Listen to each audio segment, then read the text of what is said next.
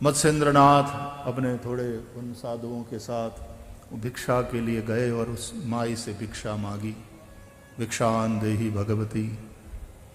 वो माई भिक्षा लेकर आई बाहर, दुखी थी। बोले माई प्रसन्न होकर भिक्षा दो। कौन कहता है साधु मुफ्त का खाता है? ऐसा बोलने वाले की बुद्धि बिगड़ेल है। साधु भूखा भाव का, धन का भूखा नाही। धन का भूखा जो फिरे सो तो साधु नाही। सत्यनारायणनी कथाમાં વાણિયાનું નામ સાધુ છે। સાધુ નામનો વાણિયો, નામે સાધુ પણ ધનની ભૂખ, અને એ ધનની ભૂખને કારણે ભગવાન સત્યનારાયણ જે વૃદ્ધ સાધુનું રૂપ લઈને બેઠા હતા એની સામે ખોટું બોલ્યું। સાધુનું રૂપ લઈને બેઠા સત્યનારાયણ, અને ઓલ્યો સાધુ। આ તારી નૌકામાં શું ભરેલું છે? એટલા લોભીઓ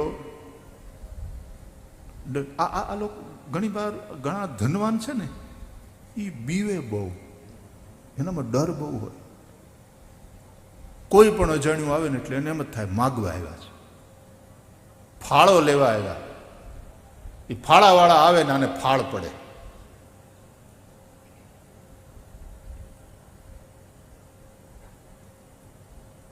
अर्थ हमेशा चिंता और भय से युक्त रखता है, इसलिए कहा है अर्थ अनर्थ का कारण है।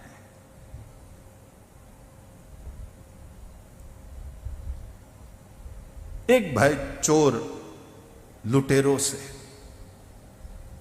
दूसरा भय राजा से, सरकार से। टैक्स लई जशे, एनी चोरी करशुं, रेड पड़शे। तीसरा भय मांगने वालों का।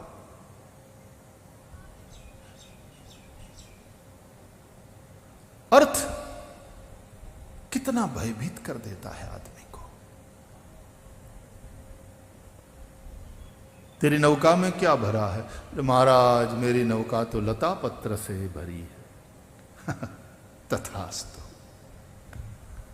और हम सत्यनारायण की कथा में सुनते हैं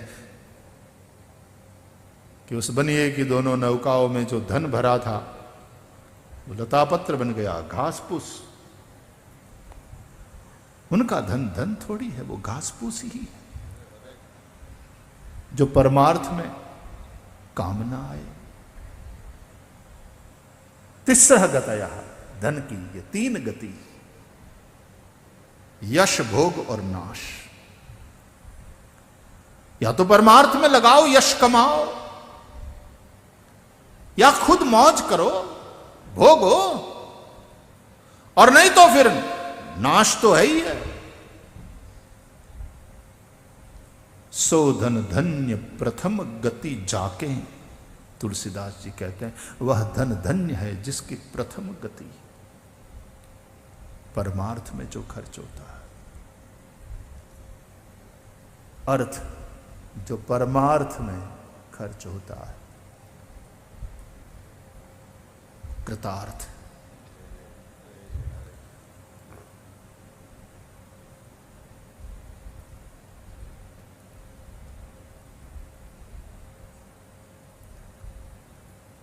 प्रसन्न होकर भिक्षा दो माई। आपे ने माने क्या फाड़ो तो ये फाड़ो ही हुंफाड़ो होवो जोईए।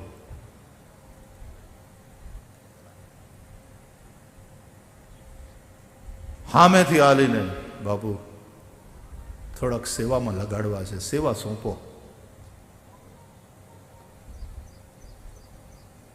अमारी जरूरियात करता वधारे भगवाने अमने आप्युं छे, घणुं भेगुं थयुं, तिजोरी फाट फाट थाय छे। बापू क्यांक हारे मार्गे खर्चवा छे, तमे आदेश आपो, क्यांक सेवानो अवसर आपो।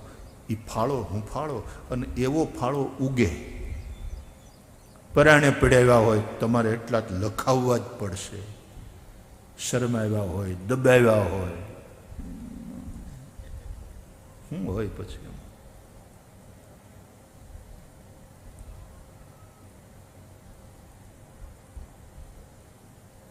ઓલા દારૂ પીવડાવીને પછી ગૌશાળાના ફાળામાં ડાયરામાં ઘોર કરાવ્યા જ કરે ને.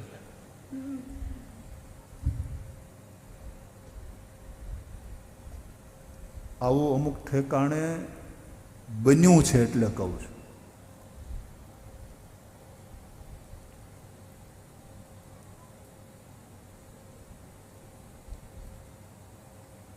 पानी बाढ़े नाव में घर में बाढ़े दाम दोनों हाथ उलेचिए यही सज्जन का काम. वो सज्जन है, वो साधु.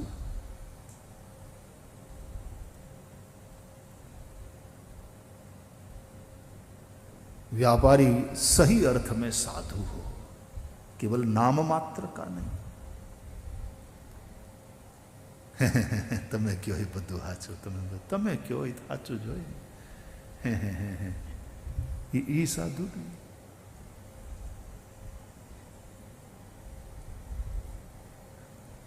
साधनोति पर कार्यम, दूसरे के कार्य को जो सिद्ध करे वो साधु.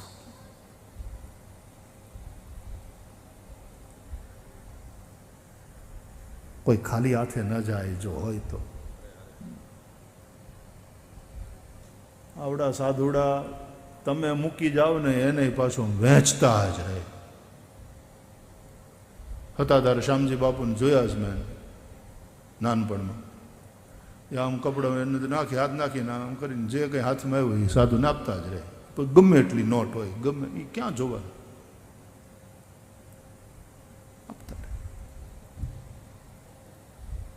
इसलिए मैं कहा करता हूं, धन कमाना ये सामर्थ्य हो सकता है लेकिन वो स्वामित्व नहीं है.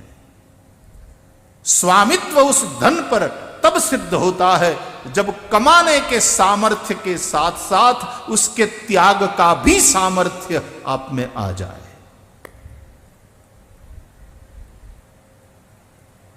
त्याग ही स्वामी बनाता है.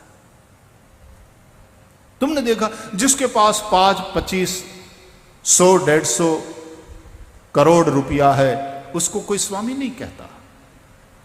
औरों की छोड़ो, उसकी घरवाली उसको स्वामी नहीं कहती. आजकल नाम से ही पुकारती है. आ गए पीयूष, बड़ी देर कर दी.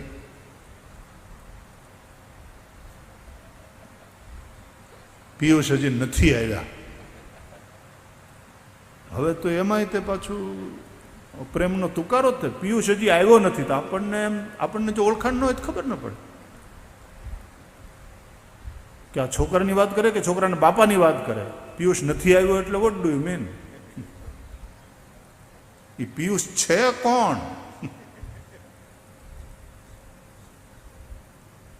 આપણને એમ થાય છોકરાનું કહે, પછી ખબર પડે આ તો છોકરાના બાપની વાત કરતી હતી. આપણે ત્યાં ગામડામાં હજી એક બહેનોની મર્યાદા હતી કે નામે નહોતી લેતી, સર્વનામથી કામ ચલાવે. એ હજી નથી આવ્યા પણ આપણને સ્પષ્ટ થઈ જાય. નામ વગર વાત કરે, નામ લીધા વગર વાત કરે તોય ક્યાંય કન્ફ્યુઝન ક્રિએટ ન થાય. એ હજી નથી આવ્યા. પિયુષ હજી નથી આવ્યો તો કેટલું કન્ફ્યુઝન એમાં.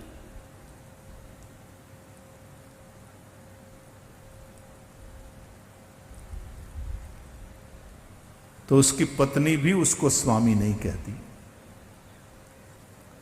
उसके नौकर चाकर उसको स्वामी नहीं कहते. जिसके पास 500 करोड़ 1500 करोड़ रुपया है उसको कोई स्वामी नहीं कहता. लेकिन जिसने सब कुछ त्याग दिया है, भेख भगवान धारण कर लिया है, भिक्षा मांग करके बस शरीर को किराया दे देते हैं, वो सामने मिल जाए कहते हैं स्वामी जी प्रणाम. किसने स्वामी बनाया? अब शंकराचार्य परंपरा में जो स्वामी है वही गोरक्ष परंपरा में नाथ है. और नाथ और स्वामी का अर्थ एक ही होता है.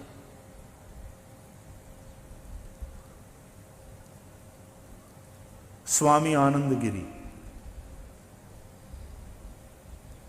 गिरी आश्रम भारती जितने भी दशनाम परंपरा में गिरी पुरी भारती जितने भी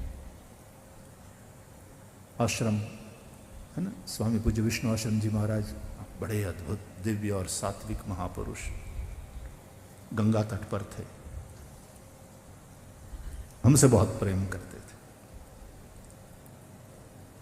स्वामी कल्याण देव जी महाराज वो भी वहां शुक्ताल में बड़े वयोवृद्ध संत, पद्म विभूषण, भारत के सभी राष्ट्रपति जाकर उनकी कुटिया पर खड़े हुए हैं।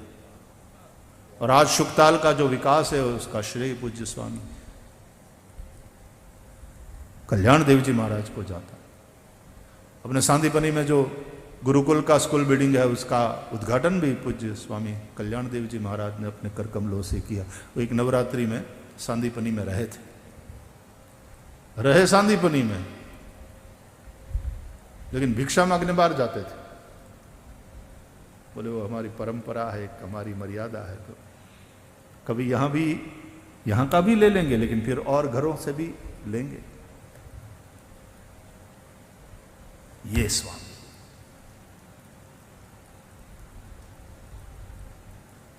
तो शंकराचार्य परंपरा में जिन्हें स्वामी कहा जाता है, गोरख की परंपरा में वहां नाथ, अर्थ एक ही है, स्वामी या नाथ।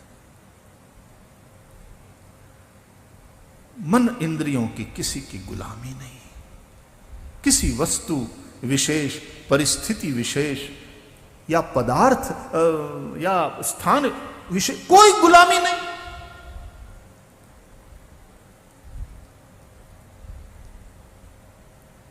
नाथ है।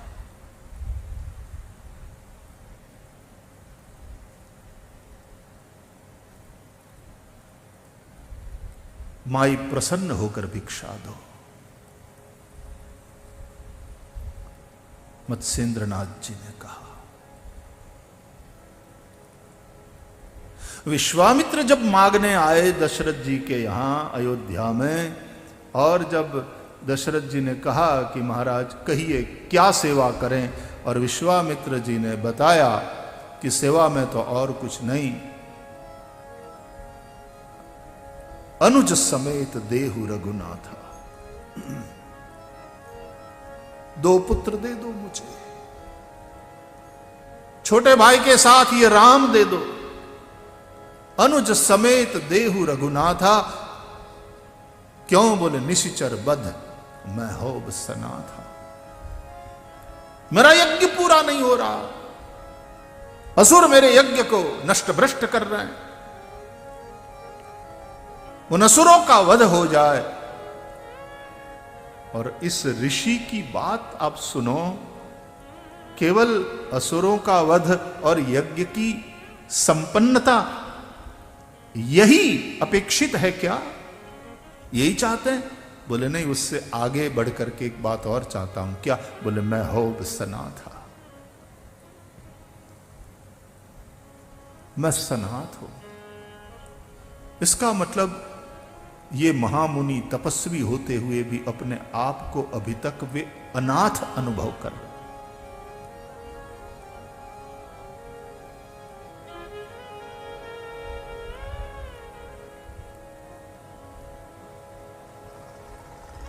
तो विश्वामित्र महामुनि है, ज्ञानी है,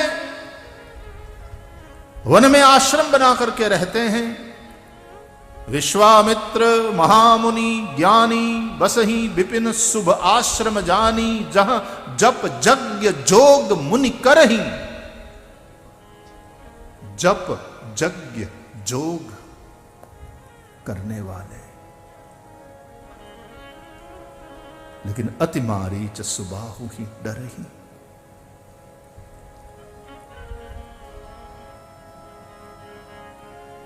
अभ्यास करो, साधन करो, निष्ठा के साथ करो, वैराग्य भी हो, अभ्यास भी हो, अभ्यास में निष्ठा हो, गुरु के आदेश के अनुसार और गुरु के मार्गदर्शन के अनुसार साधन भजन चल रहा हो, तब भी यदि समर्थ सद्गुरु की सन्निधि न हो तो साधक डरता है। किसी नाथ की शरण में न हो तो डरता है, चिंता रहती है।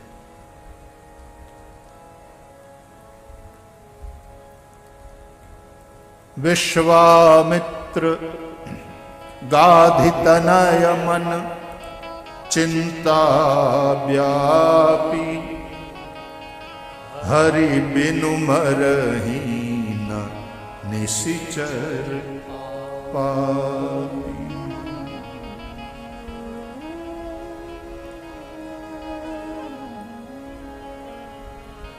तब मुनि बर मन कीन विचारा, प्रभु अवतरेऊ हरन महि भारा। एहू मीस देखो पद जाई, कर बिनती आनो दो भाई। कर बिनती आनो दो भाई, करी बिनती आनो दो भाई।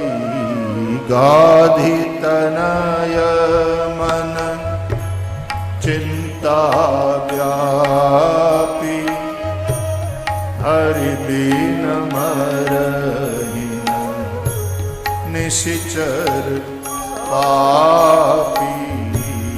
गाधी तनय मन चिंता व्यापी, हरि बिन मरहि निशिचर पापी।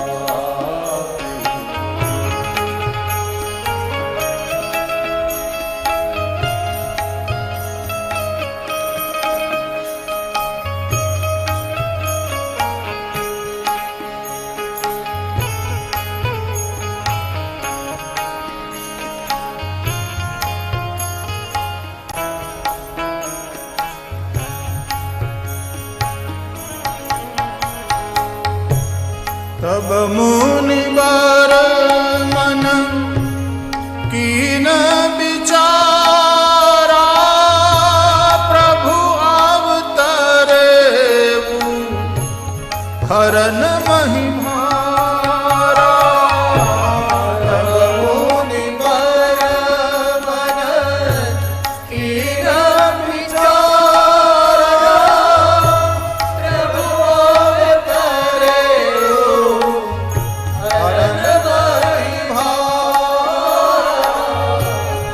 एहू मीस देखा पद जाई, कर बिनती आना दो भाई। गाधी तनय मन चिंता व्यापी, हरि बिनु मरहि न निशिचर पापी।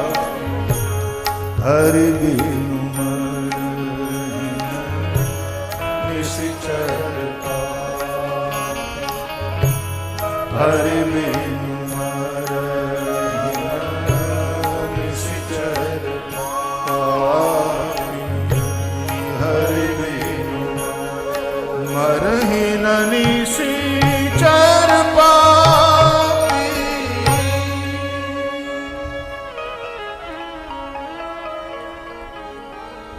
नाथ के पास जाऊं, वो जो भीतर के शत्रु है, आंतरिक शत्रु, वो मेरी साधना में, मेरी आराधना में, मेरे यज्ञ में विघ्न कर रहे हैं। ये काम, ये क्रोध, कभी कभी थोड़ी सी सिद्धि मिल जाती है तो उस सिद्धि का अभिमान और उसके चलते फिर सिद्धियों का प्रदर्शन करने की वृत्ति, ये सब यज्ञ में विघ्न करने वाले असुर हैं। उनसे रक्षा के लिए नाथ की शरण में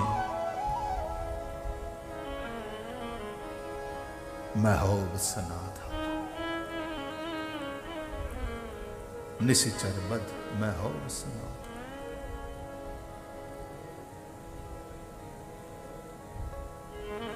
परम दिवसे जे याद करी थी संतवाणी वળી પાછી યાદ કરું। એમાં એક કડી છે કે छिल बरछी बांधो तमे हथियार साधु भाई, छिल बरछी बांधो तमे हथियार, अन भाई रे माहलाथी तमे युद्ध लड़ो,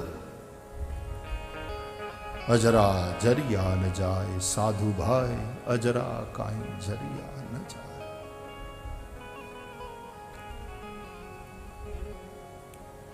नाथ की शरण में जाना पड़ता है।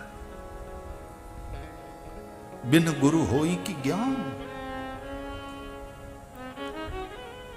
तो विश्वामित्र जी ने जो कहा दशरथ जी से, तो दशरथ जी उस बात को, उस मांग को सुन करके बुझ से गए। मुख दुति कुमुलानी, मुख की प्रसन्नता चली गई। तो विश्वामित्र जी ने भी कहा, देहु भूप मन हर्षित, तजहु मोह अज्ञान, धर्म सुजस प्रभु तुमको, ओ इन कहां अति कल्याण। देहु भूप मन हर्षित, प्रसन्न होकर के दो। मत्स्येंद्रनाथ ने कहा कि माए भिक्षा ऐसे नहीं दी जाती, प्रसन्न होकर के दो। रो पड़ी। अपना दुख भूल करके भी, अपनी पीड़ा, अपना दुख, अपनी समस्या एक तरफ, और घर आए अतिथि अभ्यागत और वो भी साधु हो, तो इतनी श्रद्धा से हमारे यहां कुछ तो सही भिक्षा में लोग देते जरूर है। ये हमारे संस्कार है, ये हमारी परंपरा है, और ये हमारी परंपराएं हमारे सनातन धर्म का प्राण है। ये श्रद्धा। भगवान आद्य शंकराचार्य अपनी ब्रह्मचारी अवस्था में, अभी तो गुरुकुल में पढ़ रहे थे, और भिक्षा के लिए गए। ब्रह्मचारी भी भिक्षा के लिए जाता है, सन्यासी भी भिक्षा के लिए जाता है। तो भिक्षा के लिए एक एक विधवा के घर भिक्षा के लिए गए। बड़ी गरीब, कुछ नहीं था घर में, और इस तेजस्वी ब्रह्मचारी ने आंगन में आकर के कहा, भिक्षाम देहि भगवती।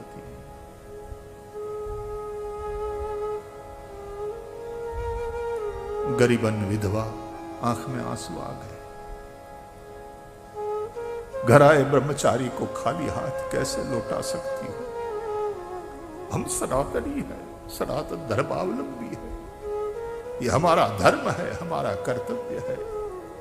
साधु ब्रह्मचारी भिक्षा के लिए आया है, खाली हाथ न जाए। कुछ नहीं था, स्वयं कितने दिनों से भूखी थी। इधर उधर घर में टटोला,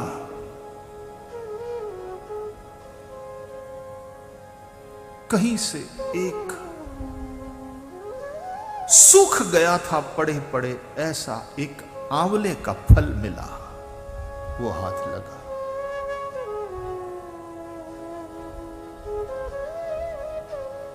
वो विधवा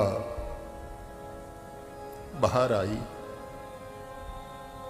और ब्रह्मचारी की झोली में कि ब्रह्मचारी, इसके अतिरिक्त मेरे पास तुम्हें भिक्षा में देने के लिए कुछ भी नहीं, ये लो। और सूखा आंवला का फल भिक्षा में दिया, और तेजस्वी ब्रह्म बटुक जो भविष्य में उसका शंकर प्रकट होने जा रहा है और सनातन धर्म संस्कृति को एक अद्भुत प्रकाश देने वाले पुत्रना लक्षण पारणा मत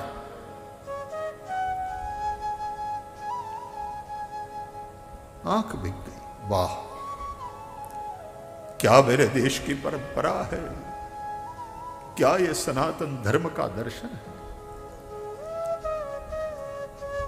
कनकधारा स्तोत्र की रचना करी उसमें ज्ञानी ब्रह्मचारी ने, विद्वान ब्रह्मचारी, और कनकधारा स्तोत्र का इस तरह से पाठ किया कि सब स्वर्ण मुद्राओं की वर्षा हुई।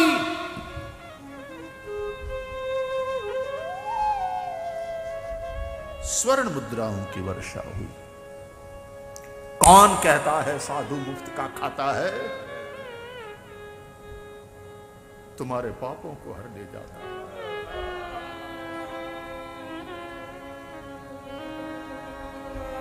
बेटत कठिन कुअंक भाल के,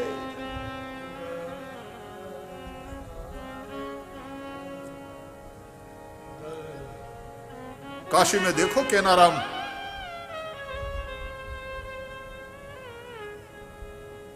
तंत्र विद्या में एक अद्भुत ऊंचाई वाला नाम। वहां तो फिर ऐसा कहा जाने लगा, जो न करे राम वो करे किनाराम। किनाराम जी का स्थान है आज भी काशी।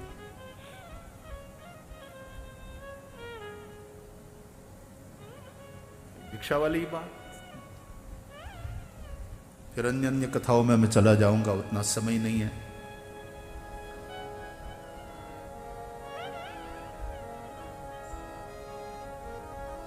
तो कनकधारा स्तोत्र और वर्षा हुई सुवर्ण की।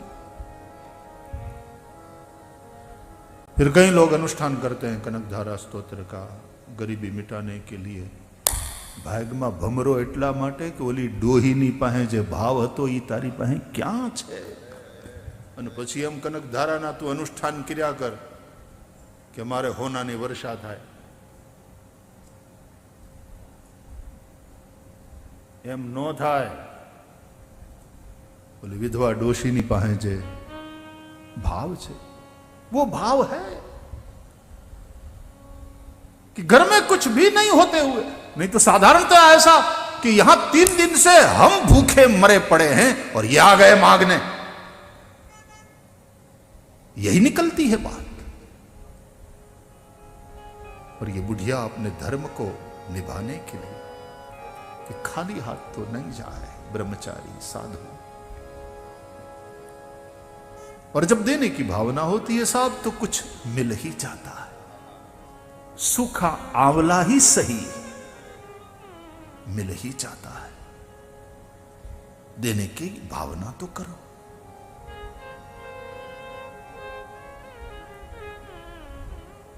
और तब कनक वर्षा हुई।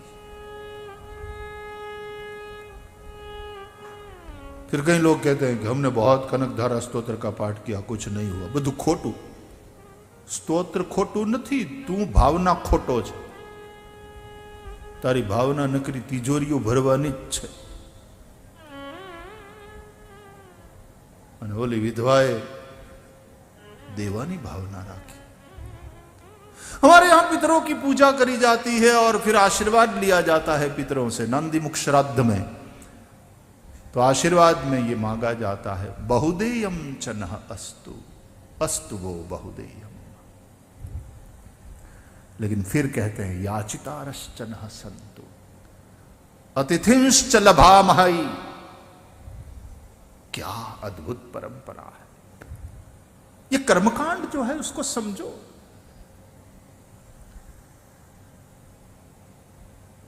बहुदेयम च अस्तु, धन तो मांगा पितरों से आशीर्वाद में। अन्नम चनो बहु भवेत्, अन्न की पैदावार बढ़े। धान्य से हमारे धन से हमारे धनकोश समृद्ध रहे। अस्तु वो बहु देयम। आशीर्वाद देते हैं पितर। भवत वो बहुवन्नम अस्तु वो बहुदेयम। लेकिन फिर ये सब क्यों, ये धान्य धन ये सब क्यों चाहिए? अतिथिंश्च लभामहे।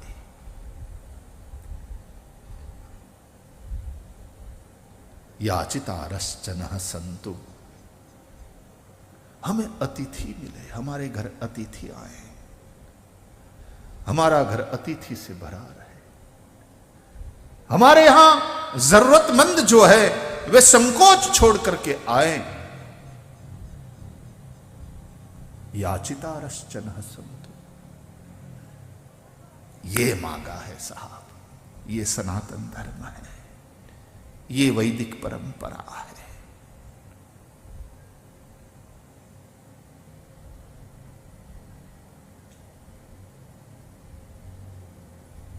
माई प्रसन्न होकर के दो।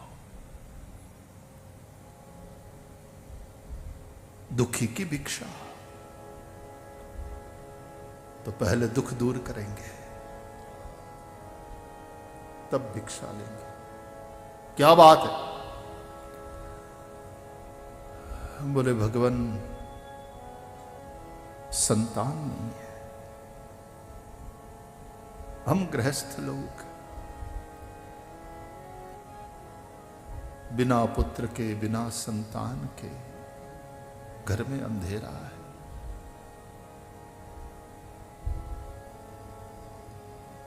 रो पड़ी और नाथ ने झोली से निकाली भभूत। चेतन ढूंढो, ऐनी भभूत न केवल साधु, न केवल सिद्ध, न केवल नाथ, आदिनाथ भी वो भभूत रमाते हैं।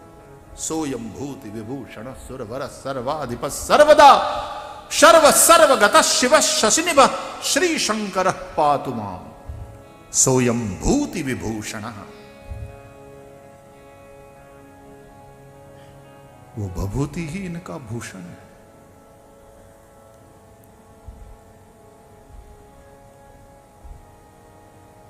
ये भभूति ही इनका खजाना है।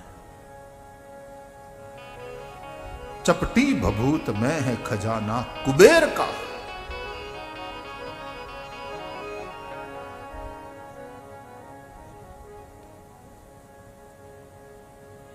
एक चुटकी भभूत लेकर के ले माई, हमारे पास भी तुझे देने के लिए है, पहले तू ले, तेरी समस्या दूर हो जाए, फिर हम तेरे से लेंगे। ये भभूति पा लेना, तेरी पुत्र की इच्छा जो है पूरी हो जाएगी।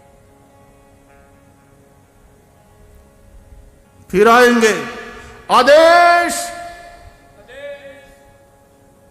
चल दी साधु की टोली।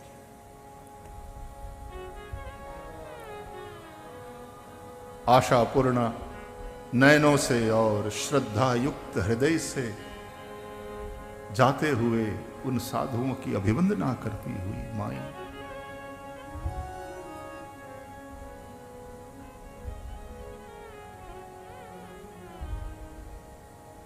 तब अलग अलग कथाएं कि पति ने जब ये जाना तो पति ने, क्या है ये पागलपन, इन साधुओं के और बाबाओं के चक्कर में पड़ते हो।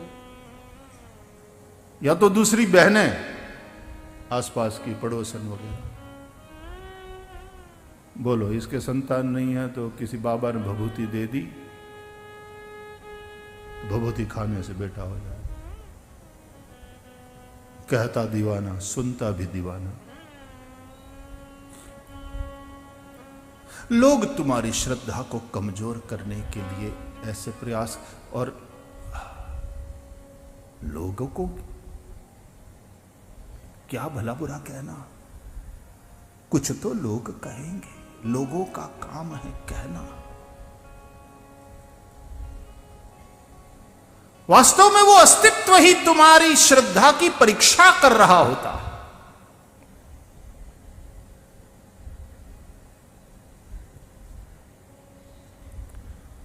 तो कहते हैं खुद नहीं खाई वो भभूति उस माई ने फेंक दी। कहां? बोले गोबर का गड्ढा था,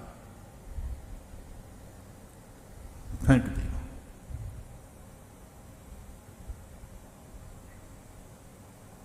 फेंक दी, रख दी, जो कहो, बात भूल गई।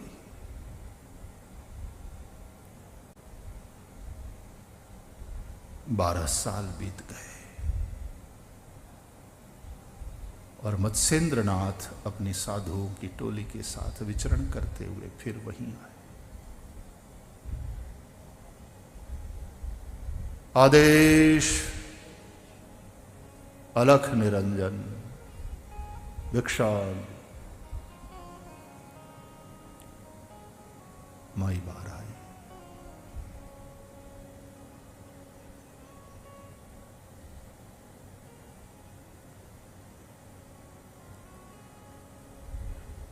वो तुरंत नहीं पहचान पाई, लेकिन साधु मत्स्येंद्रनाथ प्रतीक्षा है। चेत मच्छंदर गोरख आया।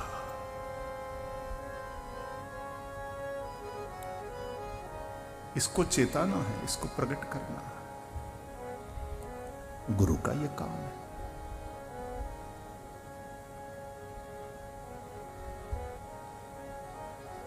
फिर भिक्षा देने लगी। बोले नहीं माई, वो जो हमने तुझे दिया था प्रसाद, वो दे दे, उसको लेने आए। 12 साल पहले दिया था तुझे। याद आया, घबराई। पुत्र घबराते हुए कहा कि महाराज क्षमा करना, लोगों ने बहकाया, मेरी श्रद्धा को डिगाया, मैंने तो वो भभूति खाई नहीं, पाई नहीं। साधारण जीवों की तरह ये योगी पैदा नहीं होते, ये अलौकिक ढंग से प्रकट होते हैं। जो पैदा होता है वो मरता है। यहां बात पैदा होने की नहीं, प्रकट होने की है।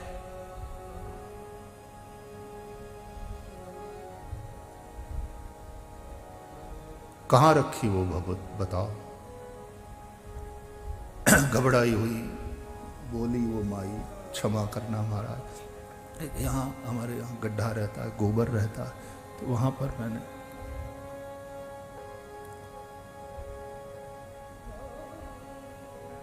गए। मत्स्येंद्रनाथ वहां। आदेश आदेश आदेश, और गोबर से जैसे ज्योत प्रकट हुई। आदेश आदेश आदेश।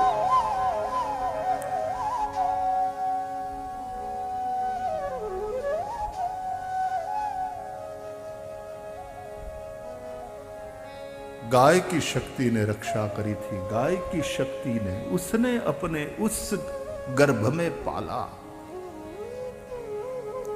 जो अलौकिक है, रक्षा की।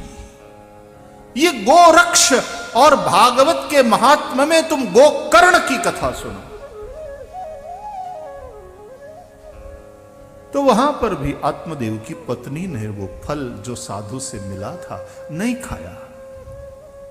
उसको तो किसी ने बहकाया नहीं था, लेकिन वो खुद ही तर्क करने वाली बुद्धि का स्वरूप है। आत्मदेव की पत्नी धुंधुली,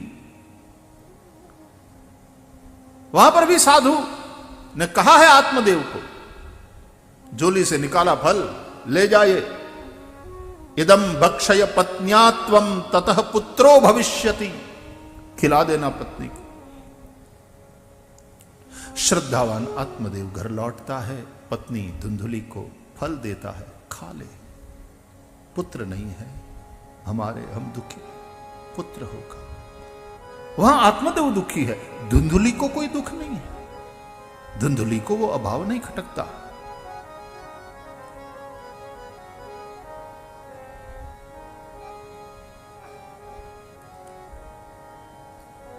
तो कहते हैं धुंधुली ने भी वो फल बहुत तर्क वितर्क किए, नहीं खाया,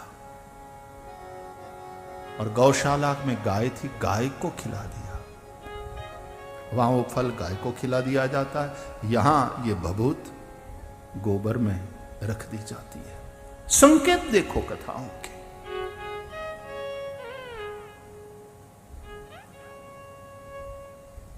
गाय ने फिर जो सुंदर पुत्र को जन्म दिया, उसके कान गाय के समान थे, तो गोकर्ण कहलाए। वो गोकर्ण है, यहां गोरख, गोरक्ष। गो का अर्थ इंद्रियां होता है, गो का अर्थ ज्ञान भी, गो शब्द के बहुत अर्थ है।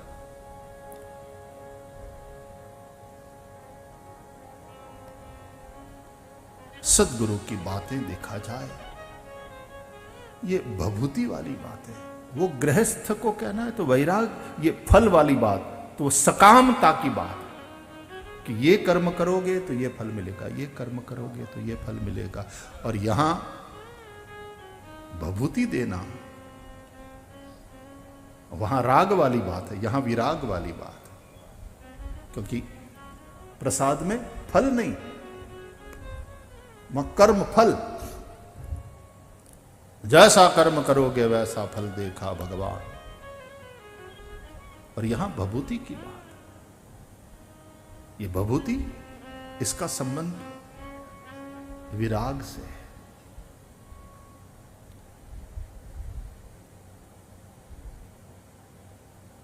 तो वहां गोकर्ण पंडित हुए, ज्ञानी हुए, यज्ञ याग आदि करने वाले, वैदिक परंपरा के ब्राह्मण। और यहां गोरख, विराग।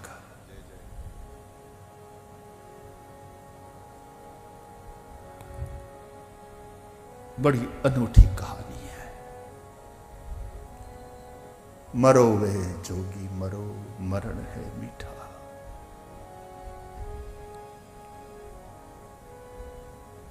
मच्छंदर चेत,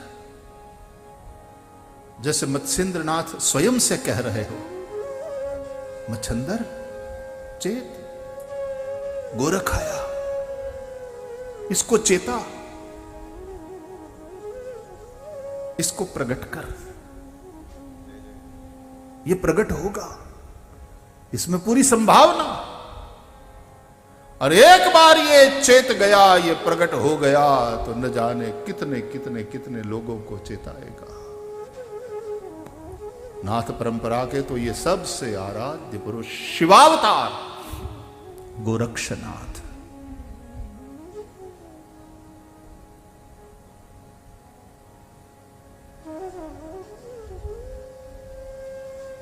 तो अवधूत योगी, उसकी ये कथा है। दत्त अवधूत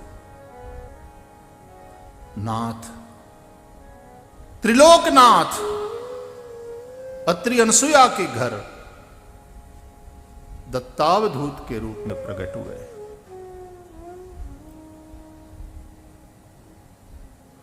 अवधूत चिंतन श्री गुरुदेव दत्त। जय गिरनारी, जय गिरनारी। आदेश।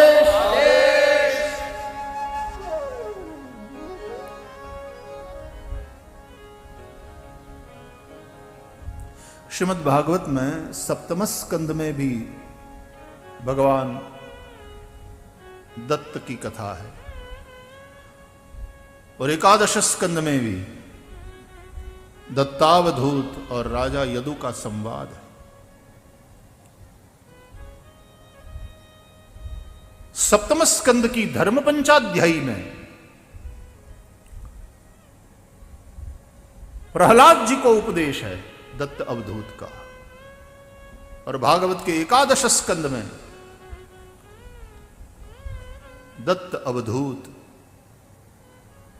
राजा यदु को उपदेश करते हैं। 24 गुरुओं की कथा है। सप्तम स्कंद में केवल अजगर और मधुमक्खी इन दो के विषय में ही ज्यादा एक अवधूत की बात, अपनी मस्ती की बात बताई। सह्याद्रि की तलहटी में कावेरी के तट पर नंग धड़ंग पड़े हुए एक मस्ती से भरे हुए अवधूत को देखा प्रहलाद जी ने।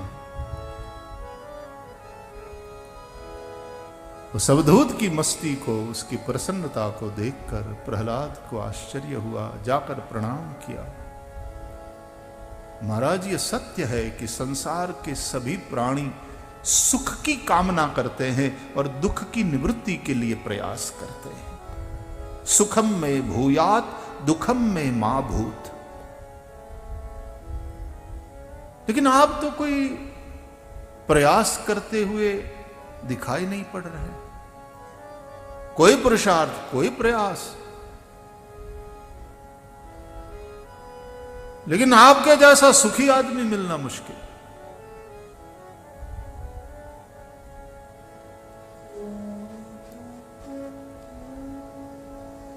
आजकल की भौतिक दुनिया में प्रत्येक राष्ट्र की पर कैपिटा इनकम कितनी है उस पर ध्यान दिया जाता है।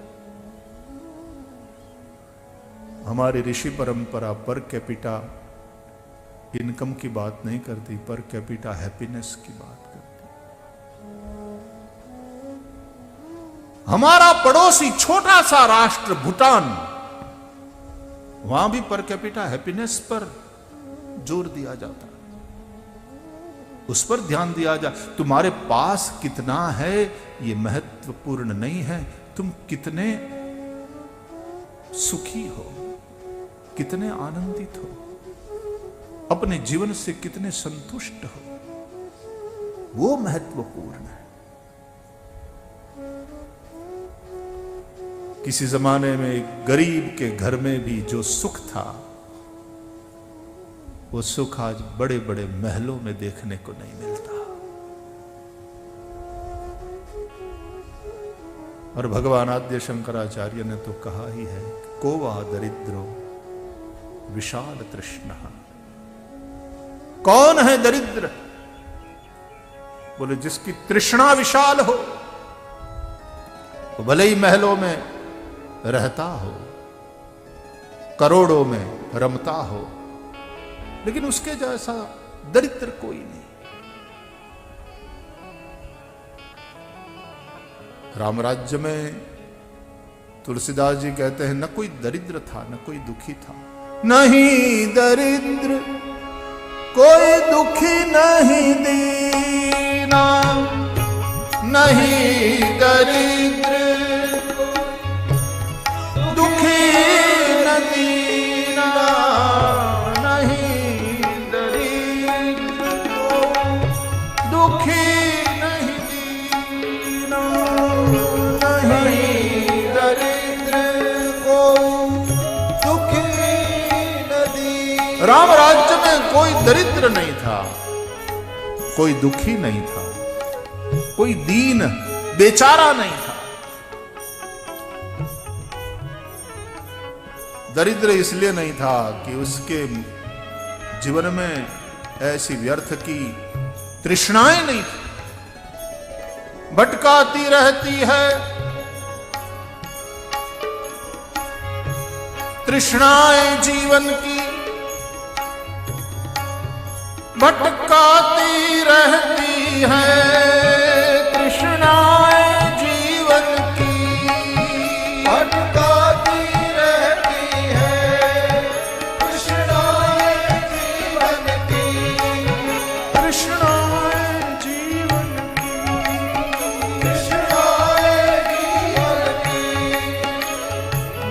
भटकाती रहती है तृष्णाएं जीवन की, अरे फिर भी हसरत बाकी, हद है पागलपन की। फिर भी हसरत बाकी, हद है पागलपन की। हसरत बाकी, हद है पागलपन की। फिर भी हसरत बाकी, हद है पागलपन की। फिर भी हसरत बाकी, हद है पागलपन की। भटकाती रहती है तृष्णाएं